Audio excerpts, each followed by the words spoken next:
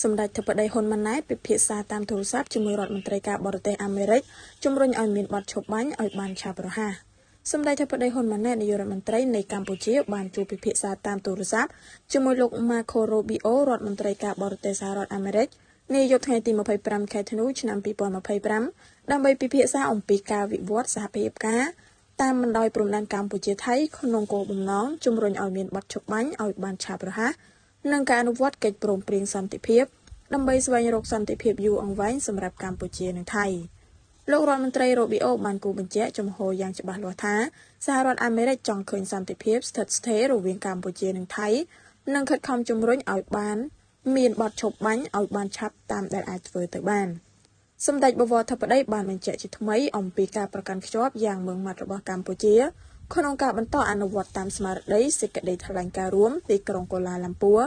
និងសង្ឃឹមថាភាគីទាំងពីរនឹងបន្តធ្វើការជាមួយគ្នាស្របតាមកិច្ចព្រមព្រៀងដែលមានបើតាមសម្ដេចធិបតីកម្ពុជាបន្តរក្សាជំហរក្នុងការដោះស្រាយបញ្ហាព្រំដែនដោយសន្តិវិធីដោយអនុលោមតាមកិច្ចព្រមព្រៀងនិងយន្តការដែលបានឯកភាពគ្នានាពេលកន្លងមក